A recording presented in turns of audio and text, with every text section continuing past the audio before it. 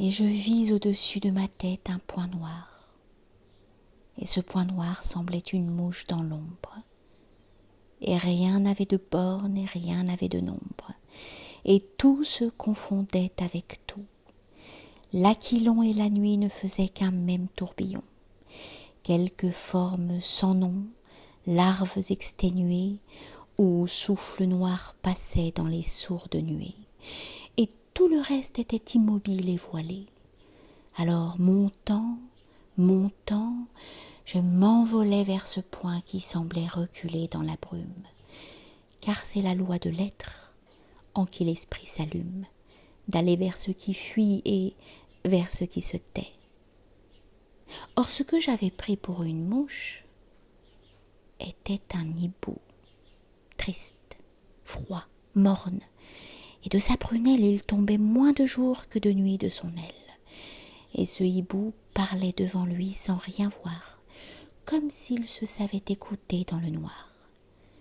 Inquiet, palpitant, il regardait avide le fond muet de l'ombre inexprimable et vide, et l'œil fixe, attentif, sans louer, sans huer, disait « Quelqu'un est là ». J'ai senti remuer. Puis il reprit, parlant à la nuit épaisse, « Quelqu'un est là. » Mais qui? Doute, angoisse, énigme. Est-ce le juste ou l'inégal? Le bon ou le méchant? Son nom est-il un cri? Son nom est-il un chant? Est-ce un père qui doit plus tard, chassant la crainte, resplendir, éclaireur du profond labyrinthe? Est-ce un hermaphrodite, homme et femme, ange et nuit, vers qui tout monte et vole et devant qui tout fuit? Est-ce un capricieux qui réprouve ou préfère? Est-ce un contemplateur calme qui laisse faire? Est-ce un hideux semeur de vrai, de faux, subtil et fort, puissant et traître? Il est là. Mais qu'est-il? Alors je m'approchai de cette silhouette et je lui demandai « Que fais-tu là, chouette ?» Et le noir chatouillant me dit « Je guette Dieu. Je suis la larve affreuse aspirant au ciel bleu. Je suis l'œil flamboyant des ténèbres. J'épie la grande forme obscure en l'abîme accroupie. Moi, je ne la vois pas, mais je crois qu'elle est là. » Un jour, dans l'étendue, une voix m'appela. « Hibou !» me dit Hermès, j'étouffais dans le vide. Mais Hermès Aegyptus, le grand songeur livide, m'a pris tout en rêvant son sacré pommandeur, et c'est lui qui m'a fait respirer un peu d'air. Je suis esprit par l'aile et démon par la griffe. Dans un long papyrus, informe hiéroglyphe, lourd manuscrit de brume humaine submergée, Hermès avait écrit ce qu'il avait songé. Un soir, Hermès, à l'heure où l'on sent l'être vivre, vit passer l'inconnu qui lisait dans un livre, et l'ombre s'approcha du blanc magicien, prit le livre d'Hermès et lui laissa le sien. C'est ce livre que l'Inde épelle, et qu'en sa crypte, la bête sphinx traduit tout bas au monstre Égypte, car il est défendu de parler haut. On sent au silence du monde effrayé Dieu présent. Dieu. J'ai dit Dieu. Pourquoi? Qui le voit? Qui le prouve? C'est le vivant qu'on cherche et le cercueil qu'on trouve. Qui donc peut adorer? Qui donc peut affirmer? Dès qu'on croit ouvrir l'être, on le sent se fermer. Dieu! Cri sans but peut-être et non vide et terrible. souhait que fait l'esprit devant l'inaccessible. Invocation vaine aventurée au fond du précipice aveugle où nos songes s'en vont. Mot qui te porte ô monde et sur lequel tu vogues. Non mis en question dans les lourds dialogues du spectre avec le rêve, ô nuit, et des douleurs avec l'homme, et de l'astre avec les sombres fleurs qu'éveillent sur l'étang les froids rayons lunaires. Sujet de querelle, énorme des tonnerres. Solution que va nuit et jour poursuivant la polémique obscure et confuse du vent. Dieu, conception folle au sublime mystère, notion que nul crâne, au ciel ou sur la terre, fût-il surnaturel, ne saurait contenir, quel que soit le passé, quel que soit l'avenir. Nul ne la saisira, nul ne l'a possédée.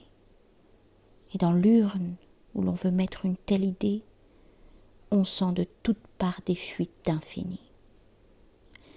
Le ciel à force d'ombre était comme aplani. Et l'oiseau dont l'œil rond jette un reflet de soufre me dit « Viens, je vais tout apprendre. » Il est un gouffre. Comme s'il eût tout dit dans ce mot, le hibou s'arrêta puis reprit. Quand? Pourquoi? Comment? Où? Tout se tait. Tout est clos. Tout est sourd. Tout recule. Tout vit dans l'insondable et fatal crépuscule. L'être mortel médite et songe avec effroi, en attendant qu'un jour quelqu'un dise « c'est moi ». La taciturnité de l'ombre est formidable. Il semble qu'au-delà du nimbe inabordable, une sorte de front vaste et mystérieux se meuve vaguement au plus obscur des cieux. Et Dieu, s'il est un Dieu, fit à sa ressemblance l'universelle nuit et l'éternel silence. Moi j'attends. Qui va naître? Est-ce l'aube ou le soir? Un de mes yeux est foi, mais l'autre est désespoir. J'examine et je plane. Ô brumes éternelles, la nuit rit du regard, l'infini rit des ailes. Tout devant moi se perd, se mêle et se confond. Je tâche de saisir là-bas dans le profond un moment de clarté, d'oubli, de transparence, ou d'entrevoir du moins le cadavre espérance afin de pouvoir dire au monde épouvanté « c'est un tombeau ». Le fond, le fait, la vérité, le réel, quel qu'il soit, vide ou source féconde, voilà ce qu'il me faut. Voilà ce que je sonde. Je suis le regardeur formidable du puits. Je suis celui qui veut savoir pourquoi je suis. L'œil que le torturé dans la torture entr'ouvre. Je suis, si par hasard dans le deuil qui le couvre, ce monde est le jouet de quelque infâme esprit, la curiosité de ce dont on se rit. Devant l'âme de tout, hélas, peut-être absente, je suis l'anxiété lugubre et grandissante. Et je serais géant si je n'étais hibou. L'abîme, c'est le monde, et le monde est mon tout. Le monde est mon trou. Triste, je rêve au creux de l'univers, et l'ombre agite sur mon front son grand branchage sombre. Je regarde le vide, et l'éther fixement, et l'ouragan, et l'air, et le sourd firmament, et les contorsions sinistres des nuées. Mes paupières se sont au gouffre habituées. Toute l'obscurité du ciel vertigineux entre en mon crâne et tient dans mon œil lumineux. Je sens frémir sur moi le bord vague du cercle, l'urne peut-être ayant l'infini pour couvercle. J'ai pour spectacle au fond de ces limbes hagards, pour but à mon esprit, pour but à mes regards, pour méditation, pour raison, pour démence, le cratère inouï de la noirceur immense. Et je suis devenue, n'ayant ni jour ni bruit, une espèce de vase horrible de la nuit, qu'emplissent lentement la chimère, le rêve, les aspects ténébreux, la profondeur sans grève. Et sur le seuil du vide aux vagues entonnoirs, l'âpre frémissement des escarpements noirs. Homme, il se fait parfois dans cette léthargie, dans cette épaisseur triste à jamais élargie, comme une déchirure au vent de l'infini. Alors, moi, le veilleur solitaire et banni, je tressaille. Un rayon sort de la plénitude. Et la création difforme multitude m'apparaît, et j'entends des bruits, des pas, des voix. Et dans une clarté de vision, je vois ce livide univers. Vaste danse macabre, où l'astre tourbillonne, où la vague se cabre, où tout s'enfuit.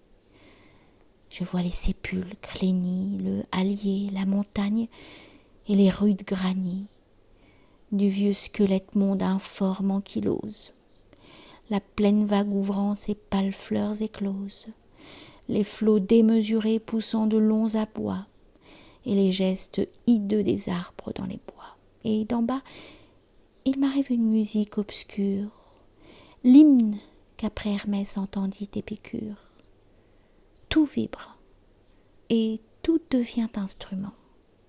Le désert chante, et la forêt donne au farouche concert son branchage sonore et triste, et le navire son gréement, dont le vent fait une sombre lyre. Tout se transforme et court dans le brouillard trompeur. Les morts et les vivants, qui sont une vapeur, se mêlent. Le volcan crête et bouche enflammée vomit un long siphon de cendres et de fumée. L'air se tord sans qu'on sache où l'aquilon conduit les miasmes pervers et traîtres de la nuit. La marée immuable et hurlante bascule, balance l'océan dans l'affreux crépuscule, et la création n'est qu'un noir tremblement. On ne sait quelle vie émeut lugubrement l'homme, l'esquif, le mât, l'onde, l'écueil, le havre, et la lune répand sa lueur de cadavre. Je cherche un soupirail. Quel sens peut donc avoir ce monde aveugle et sourd, cet édifice noir, cette création ténébreuse et cloîtrée, sans fenêtre, sans toit, sans porte, sans entrée, sans issue? Ô terreur! Par moments des blancheurs passent. On aperçoit vaguement des chercheurs, sans savoir si ce sont réellement des êtres, et si tous ces sondeurs du gouffre, mages, prêtres, eux-mêmes ne sont pas de l'ombre à qui les vents donnent dans le brouillard des formes de vivants. On voit les grands fronts blancs d'Égypte et de Chaldée, et comme les forçats immenses de l'idée, on voit passer au loin les esprits hasardeux, traînant la pesanteur des problèmes hideux. Savants, prophètes, djinns, démons, devins, poètes, et l'abîme leur dit « Qu'êtes-vous si vous êtes ? Quel est cet univers? Et quel en est l'aïeul? Ce qu'on prend pour un ciel est peut-être un linceul? Qui peut dire où l'on vogue? Et qui sait où l'on erre? Oh, l'eau terrible ayant des rumeurs de tonnerre, les sourds chuchotements du vent sous l'horizon, entre le jour et nous, quelle épaisse cloison! Ténèbres. Pourquoi tout parle-t-il à voix basse? Tout visage qui rit a, dans l'horrible espace, derrière lui pour ombre une tête de mort. Naître, mourir, on entre, entrez, sortez, on sort. Et je songe à jamais mon œil sombre voit aller venir l'onde énorme de l'ombre. À quoi bon? Et vous tous, à quoi bon vous vivez? Vivez-vous? Et d'ailleurs, pourquoi penser, rêver, mourez, heurtez vos fronts à la sourde clôture? Qu'est-ce que le destin? Qu'est-ce que la nature? N'est-ce qu'un même texte en deux langues traduit? N'est-ce qu'un rameau doublé en le même fruit?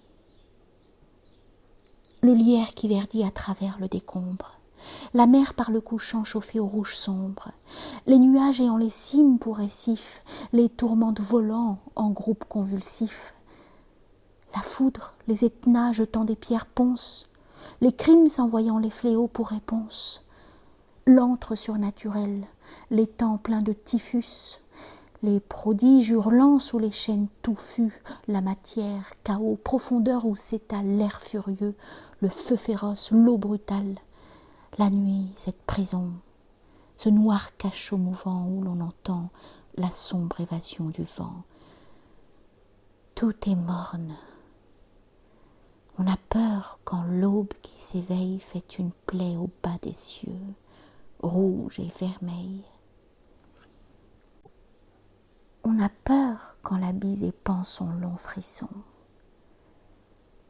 On a peur quand on voit vague à fleur d'horizon, montrant dans l'étendue au crépuscule ouverte son dos mystérieux d'or et de nacre verte, ramper le scarabée effroyable du soir. On a peur quand minuit sur les monts vient s'asseoir. Pourtant dans cette masse informe et frémissante, il semble par moments qu'on saisisse et qu'on sente comme un besoin d'hymen et de paix émouvant, toutes ces profondeurs de nuée et de vent. Tout cherche à se parler, tout cherche à s'entendre. La terre à l'océan jetant un regard tendre attire à son flanc vert ce sombre apprivoisé, mais l'eau quitte le bord après l'avoir baisé, et retombe et s'enfonce et redevient et tourmente. Il n'est rien qui n'hésite et qui ne se démente. Le bien prête son voile au mal qui vient s'offrir. Hélas, l'autre côté de savoir, c'est souffrir. Aube et soir, vie et deuil ont les mêmes racines.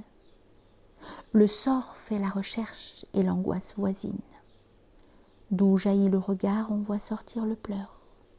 Et si l'œil dit lumière, il dit aussi douleur, tout est morne.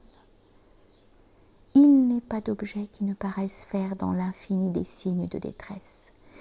Et pendant que lugubre et vague autour de lui, dans la blême fumée, dans le vaste ennui, le tourbillon des faits et des choses s'engouffre, ce spectre de la vie appelé l'homme souffre. Ces deux tragiques voix, nature, humanité, se font écho, chacune en son extrémité. La tristesse de l'un sur l'autre se replie. La pâle angoisse humaine à la mélancolie du plaintif univers pour explication. Et les gémissements de la création sont pleins de la misère insondable de l'homme. Pourtant, vous n'êtes rien que des larves en somme. Vous marchez l'un sur l'autre, obscurs, troubles, dormants, fuyants, et tous vos pas sont des effacements. Il ne reste de vous, s'il reste quelque chose, que l'embryon peut-être est fait, peut-être cause, que les rudiments sourds, muets, primordiaux, l'être éternel est fait d'atomes idiots. Lui-même est-il? Voilà le sinistre problème. Ô semeur, montre-nous du moins la main qui sème. Hermès, mais qui peut voir ce qu'a vu l'œil d'Hermès? M'a dit qu'il avait vu, du haut des grands sommets, au-delà du réel, au-delà du possible, une clarté, reflet du visage invisible. Elle éclairait la brume où nous nous abîmons, où nous nous abîmons.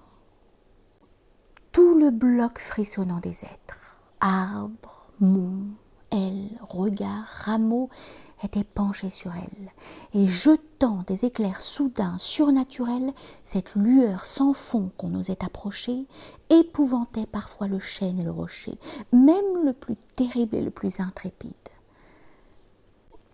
Comme c'est immobile, et comme c'est rapide, comme cela s'échappe à de certains moments, comme l'abîme fait d'étranges mouvements. Oh, j'ai beau vouloir fuir, et fuir, et fuir encore. La contemplation du gouffre me dévore. Oui, je te l'ai dit. Oui, sur la sombre hauteur, je vois le monde. Aimant, fluide, pesanteur, axe, pôle, chaleur, gaz, rayon, feu sublime, toutes les forces sont les chevaux de l'abîme. Chevaux prodigieux dont le pied toujours fuit et qui tirent le monde à travers l'âpre nuit. Et jamais de sommeil à leur fauve prunelle, et jamais d'écurie à leur course éternelle.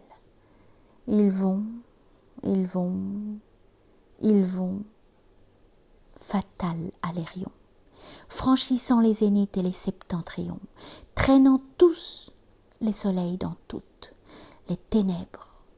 L'homme sent la terreur lui glacer les vertèbres. Quand d'en bas il entend leurs pas mystérieux, il dit: comme l'orage est profond dans les cieux, comme les vents d'ouest soufflent là-bas au large, comme les bâtiments doivent jeter leurs charges, et comme l'océan doit être affreux à voir. Comme il pleut cette nuit, comme il tonne ce soir. Ô vivant, fils du temps, de l'espace et du nombre, ce sont les noirs chevaux du chariot de l'ombre. Écoutez-les passer. L'ouragan tortueux, la foudre, tout ce bruit difforme et monstrueux, des souffles dans les monts, des vagues sur la plage, sont les hennissements du farouche attelage. Cette création est toujours en travail. L'astre refait son or et l'aube son émail. La nuit détruit le jour, l'onde détruit la digue, incessamment, sans fin, sans repos, sans fatigue. Sans cesse les noirceurs, les germes, les clartés, les croisements d'éclairs dans leurs immensités, les effluves, les feux, les métaux, les mercures, les déluges profonds, ablutions obscures font des enfantements dans la destruction. La matière est pensée et l'idée action. On naît, on se féconde, on vit, on meurt sans trêve. Et parfois, j'aperçois même au-delà du rêve, dans des fonds où mes yeux n'étaient jamais venus, des levers effrayants de mondes inconnus.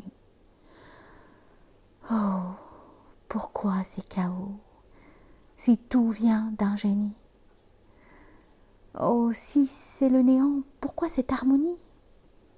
Est-il lui? L'univers m'apparaît tour à tour, convulsion puis ordre, obscurité puis jour. S'il est, pourquoi sent-on le froid de la couleuvre? S'il est, d'où vient qu'un ver ronge toute son œuvre? La mère dans l'enfant, la fleur dans son pistil? Et pourquoi souffre-t-on? Et pourquoi permet-il la douleur, cette immense et sombre calomnie? Qu'est-ce que fait le mal dans l'univers? Il nie. Il dit: vous rêvez Dieu quand c'est moi qui vous suis. La preuve qu'il n'est pas vivant, c'est que je suis. Est-ce mauvais ou bon? Est-ce splendide ou triste? Tout cela suffit-il pour prouver qu'il existe?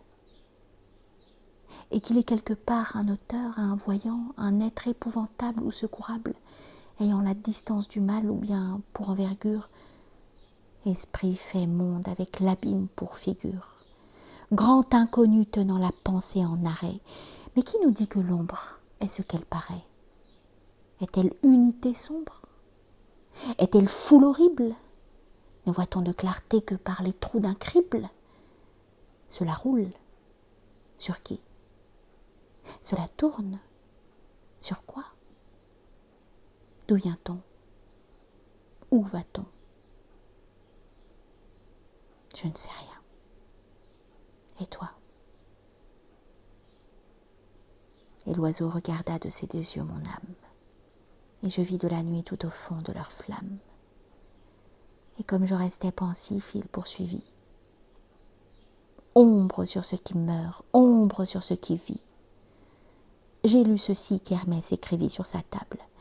Pyrondélé était un mage redoutable. L'abîme en le voyant se mettait à hennir. Il vint un jour au ciel, Dieu le laissa venir. Il vit la vérité, Dieu la lui laissa prendre.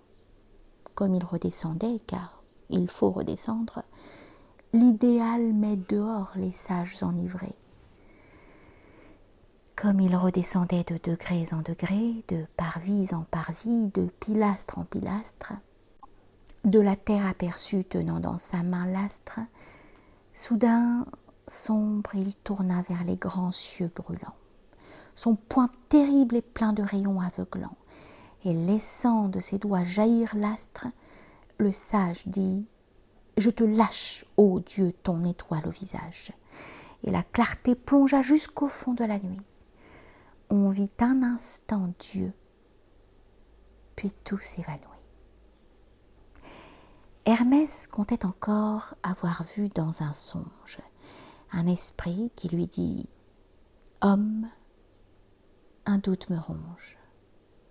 Je ne me souviens point d'avoir été créé. Je flottais seul, pensif, pas effrayé. Forme au vent agrandie, au vent diminué, j'étais dans la nuée et j'étais la nuée. Je nageais dans le rêve et dans la profondeur. Tout à coup l'univers naquit. Cette rondeur entra dans l'horizon qui devint formidable. Je ne supposais pas le vide fécondable. J'eus un moment d'effroi. Depuis, avec stupeur, j'examine ce monde inquiétant. J'ai peur d'être dans l'ombre avec quelqu'un de redoutable. Hermès s'en est allé les deux mains étendues. Il cherchait, il sondait les profondeurs perdues. Et comme lui, je cherche. Et dans ce que je fais, j'étouffe. Comme avant de chercher, j'étouffais. Car la nuit me punit de vouloir la connaître. C'est une obscénité de lever, fût-on prêtre, le grand voile pudique et sacré de l'horreur. D'ailleurs, que trouve-t-on? Faux sens, fumée, erreur. L'illusion riant de son rire sinistre sort de l'ombre, écrit fin et ferme le registre. On se perd à descendre, on s'égare à monter. Chercher, c'est offenser. Tenter, c'est attenter. Savoir, c'est ignorer. Isis au bandeau triple, à la surdité morne et froide pour disciple. Ne pas vouloir est bien, ne pas pouvoir est mieux. Porte envie à l'aveugle et n'ouvre pas les yeux. Tais-toi. Tais-toi si les quelques bouches frivoles qui parlent ô vivant sachent que les paroles troublent l'énormité menaçante des cieux. Le muet est plus saint que le silencieux. Oui, se murer l'oreille avec le mur silence. Ne jeter aucun poids dans aucune balance. Ne pas toucher au pli lugubre du rideau. Oui, garder le bâillon. Oui, garder le bandeau. Végéter sans vouloir, sans tenter, sans atteindre. Laisser les yeux se clore et les soleils s'éteindre. Telle est la loi. Pourtant je veux, mais je ne puis. Cherche, m'a dit Hermès. Je n'ai rien vu depuis. Nuée en bas, nuée en haut, nuée au centre. Nuit et nuit, rien devant, rien derrière, rien entre. Par moments des essaims d'atomes vains et flous qui flottent Ce qu'on voit de plus réel, c'est vous, mort, tombe, obscurité, des blêmes sépultures, cimetière de Dieu, ténébreuse culture. Mais pourquoi donc ce mot me revient-il toujours? Est-ce qu'il est l'écho de ces grands porches sourds? Oh, n'est-il pas plutôt le vide où tout s'achève, l'éclat de rire vague et sinistre du rêve? Cependant, il faut bien un axe à ce qu'on voit. Et quelque chose étant, il faut que quelqu'un soit. Haine ou sagesse, joie ou deuil, paix ou colère, il faut la clé de voûte et la pierre angulaire. Il faut le point d'appui, le pivot, le milieu. À la roue univers, il faut bien un essieu. Croyons. Croyons sans voir la source. On peut conclure de l'œuvre à l'ouvrier, et de la chevelure à la tête, et du cercle au centre d'où tout part, et du parfum partout à la fleur quelque part.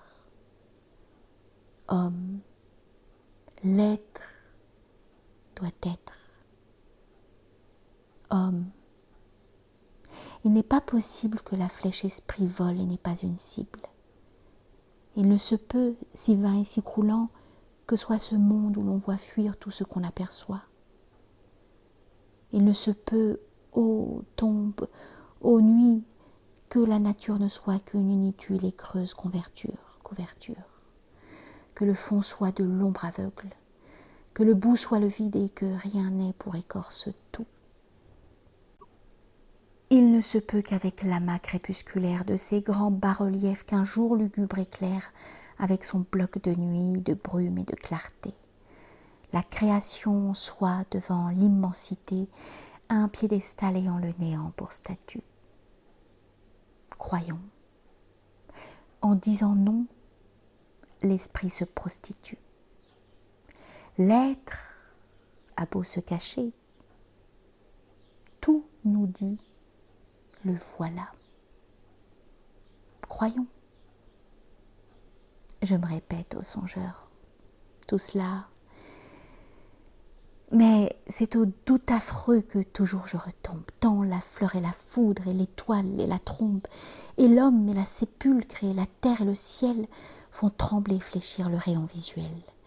Tant ce qu'on aperçoit trouble ce qu'on suppose, tant l'effet noir voit peu directement la cause, tant même aux meilleurs yeux la brume et le rayon, les éléments toujours en contradiction, les souffles déchaînés, les ailes captives ouvrent sur l'inconnu de louches perspectives, tant il est malaisé de crier « Vérité !»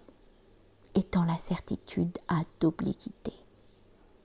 Je regarde et je cherche, et j'attends, et je songe, et le silence froid devant moi se prolonge.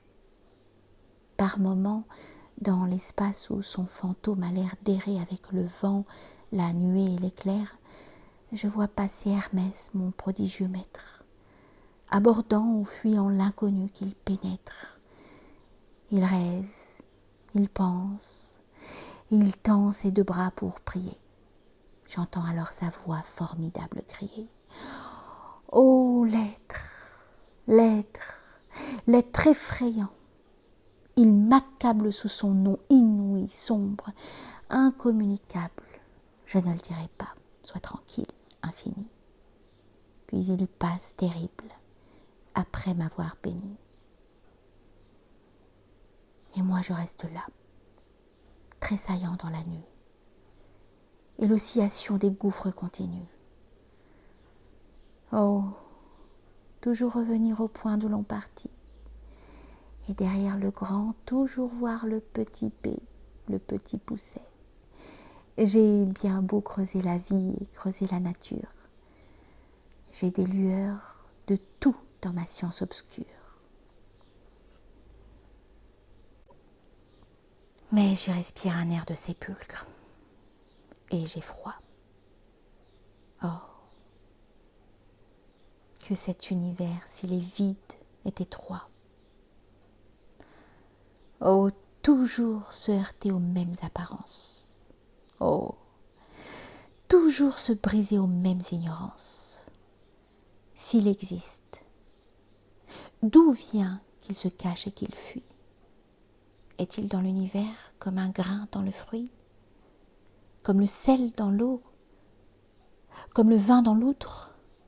Oh, percer dans la matière horrible d'outre en outre, faire à travers le bien le mal, l'onde et le feu, l'homme, l'astre et la bête, une trouée à Dieu.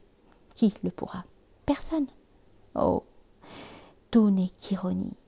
Sage celui qui doute et fort celui qui nie. Tu cherches aussi l'être, ô passant, je te plains. Les firmaments d'abîmes et d'abîmes sont pleins. La route est longue. Va. L'éternel, parallèle à l'infini, t'aura bien vite brisé l'aile. Cours, vole, essaie, et cherche, et plane, et sois puni.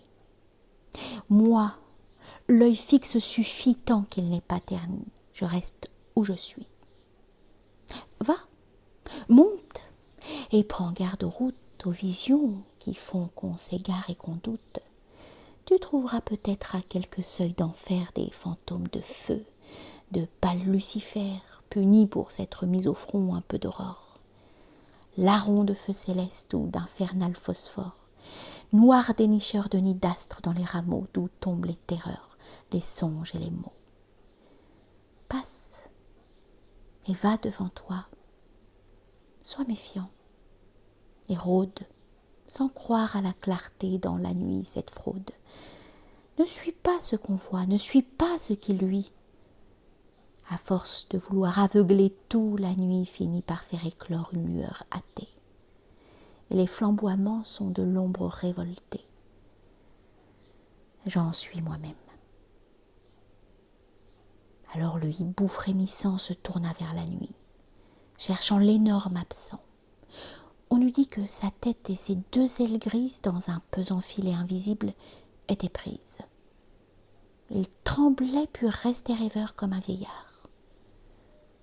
Tout à coup, il cria dans l'immense brouillard « Profondeur, profondeur, profondeur formidable, embryons éternels, atomes imperdables, d'où sortez-vous? Substance, air, flamme, moule humain, terre, avez-vous été pétris par une main? Ô parturition ténébreuse de l'être, je veux trouver, je veux savoir, je veux connaître. Le vide est impossible, et tout est plein, tout vit. Qui le sait? Le ciel croule aussitôt qu'on gravit. Si l'univers nous dit de douter, ou nous sommes de croire, je l'ignore. Oh, que dit l'aube à l'homme? Que dit le froid mistral et le sémoun ardent? Vision. La mer triste entrechoque en grondant sous les nuages lourds que les souffles assemblent, ces monstrueux airains en fusion qui tremblent. Les flots font un fracas de boucliers affreux, se heurtant, et l'éclair sépulcral est sur eux. Quelle est la foi, le dogme et la philosophie que toute cette horreur sombre nous signifie? L'étendue où, vaincu, mon vol s'est arrêté est si lugubrement faite d'obscurité. L'obstacle est si fatal, l'ombre est si dérisoire que j'arrive à ne plus comprendre, à ne rien croire. Et je dis à la nuit, pas un être n'est sûr, même d'un peu de Dieu, nuit dans un peu d'azur. Oh, la création est-elle volontaire? Un maître y dit-il « moi » ciel? Ciel de quel cratère du vieux volcan chaos, sous l'énigme englouti, ce monde, éruption sinistre, est-il sorti? Quelqu'un a-t-il soufflé sur ces torrents funèbres pour en faire la pierre énorme des ténèbres? Quelqu'un l'a-t-il vu lave avant qu'il fût granit? Qui donc sur le versant monstrueux du zénith figea cette coulée effrayante d'étoiles? Est-il? S'il est, qu'il parle. Oh, dis-moi, qui tu voiles? Ciel morne. L'être est-il parce que la vue est? Je sens sous l'infini ce fantôme muet. Je le sens, mais est-il? Et j'ai beau le poursuivre, l'ombre incommensurable et fuyante m'enivre. Toute ma découverte est cendre et chute.